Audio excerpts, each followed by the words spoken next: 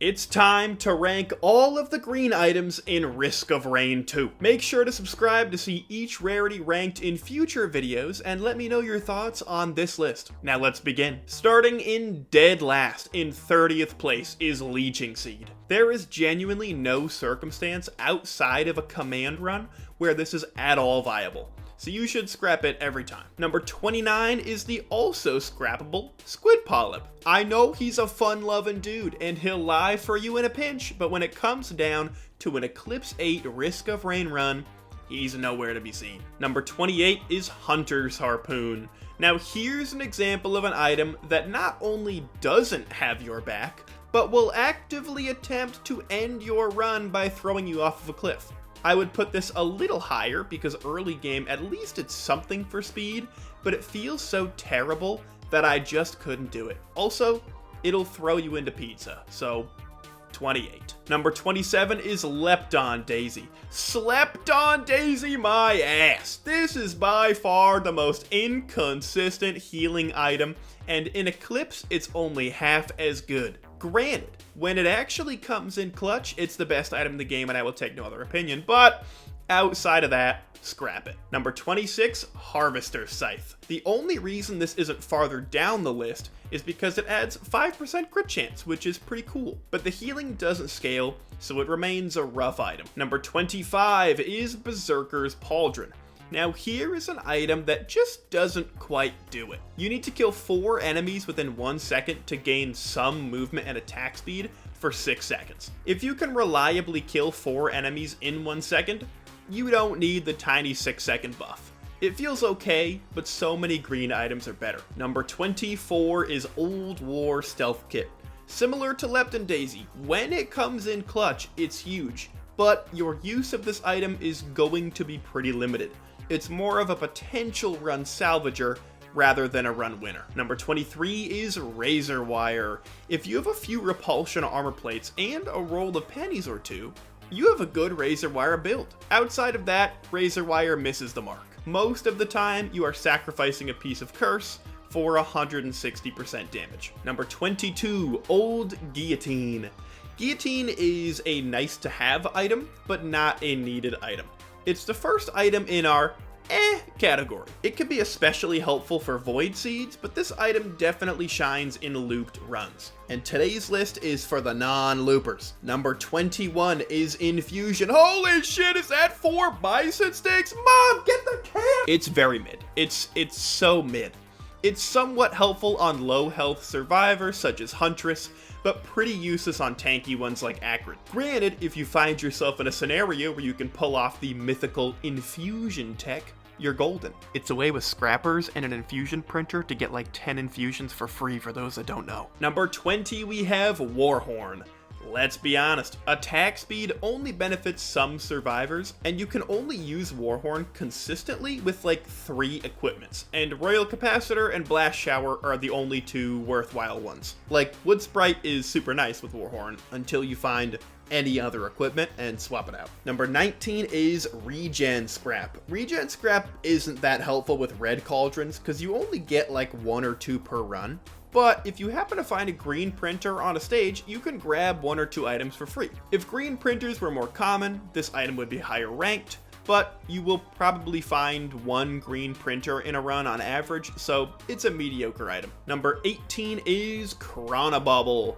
Now here's an item that I may be underrating because I really like Chronobauble, but I couldn't put it above some other items on this list. Some survivors get very little use out of it, like Loader, but I also love Deathmark, which I will discuss soon. Slowing enemies is very helpful, especially in Eclipse 4 or higher, but only some survivors get good use out of it, and a few white speed items pretty much negate the need of a Chronobauble. Number 17 is Red Whip. Speed in Risk of Rain is extremely helpful, but only being able to use the speed when you haven't used a single attack skill for 5 seconds straight is pretty rough. It can be helpful for escaping some situations, and it helps to loot faster as you move across the stage, but overall its usage is pretty low. Number 16 is Deathmark. Now Deathmark is my favorite mid item. And I only say mid because more than half the time it's going to do absolutely nothing. But When you can stack 4 debuffs, it not only feels amazing, but it looks amazing. Rex is the best survivor for Deathmark because you get 2 debuffs by default, but even those with 1 built-in debuff like Bandit, Acrid, and Artificer only need 3 other debuffs to trigger it. It's hard to activate, but super nice when you can. Number 15 is Shipping Request Form. Now, this guy might be a little high, but let me explain. It all depends on when you find it. Stage 1, this item is solid. That's 6 free items, 12 with a credit card, and you get to choose one of them each time. But stage 5, it's pretty much scrap, and it stacks pretty terribly, so overall it evens out to the middle of our list. Number 14 is Predatory Instincts. It gets a bump because of that 5% crit, just like Harvester Scythe, but instead of a flat 8 healing, it increases your attack speed. This attack speed buff beats out 8 flat health every time, and the 5% crit is a nice touch. Plus, it's a funky hat, and everyone loves a funky hat. You love the funky hat. You love the funky hat. You love the funky hat. You love the funky hat. You love the funky hat. Number 13 is Gore's Tome. Gore's Tome is pretty helpful stages 1 to 3, maybe 1 to 4 for the legendary chest, but it does fall off stage 5. That being said, it can speed up the early game quite a bit and make your runs a lot faster, and therefore easier. Number 12 is Bandolier. Bandolier is semi-survivor dependent, but most survivors get solid use out of it.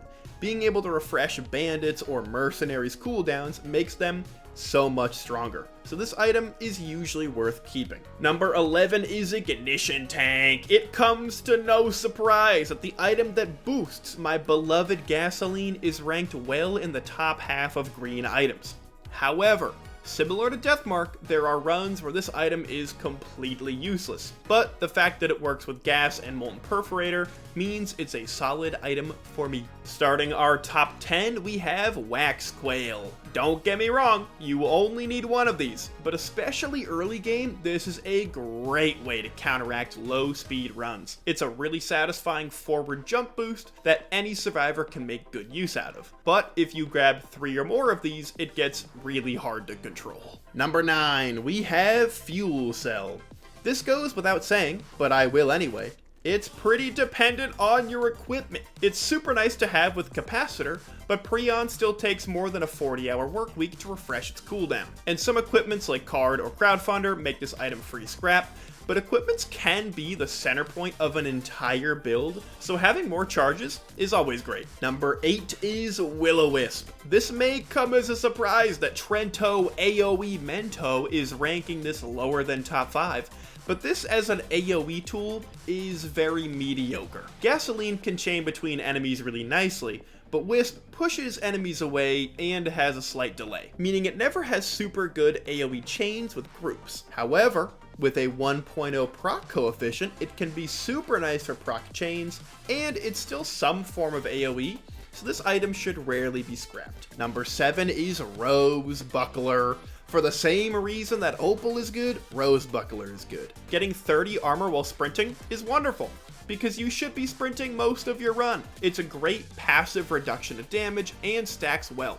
There's never a time where Ruckler isn't the play. Number 6 is Shuriken. Ladies and gentlemen, let me introduce you to the best stacking item in the entire game. If you see a Shuriken printer, pretty much go all in. Increasing damage and the count of shurikens is super powerful, but outside of a printer, they aren't the best item in the game. They are, however, super great if you don't have a reliable band proc, like Commando, Rex, or Engineer turrets. And it gives a great way to deal with aerial enemies to survivors like Loader and Acrid. Overall, shurikens are pretty swell. To start our top 5, we have Yooka-Laylee. Yooka-Laylee is not only a great AoE item, but also a great item for proc chains. And with a 25% chance to proc, it can clear waves quickly. Not to mention the possibility of it being an extra poly loot later in a run. Number 4 is the ATG Missile.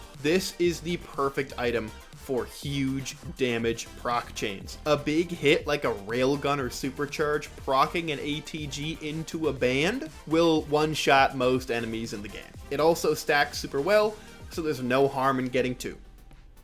or 13. Plus, you can always hope for a pocket ICBM to really send it to the number 1 slot. Number 3 is Runald's band. Yes, number 2 is Jaro's band. And I will not hear you out that Runald's is better. I love the little AoE on the fire band, and it can skip phase 4 mithrix, which is big, and also large, and also huge. I'll just talk about both bands here because they essentially have the same reasoning. They do a ton of damage, and are really consistent damage dealers. Like I said, ATGs are a great way to utilize band damage. And if you find yourself holding a blast shower, you can create insanely strong band procs, because the band cooldown counts as a debuff.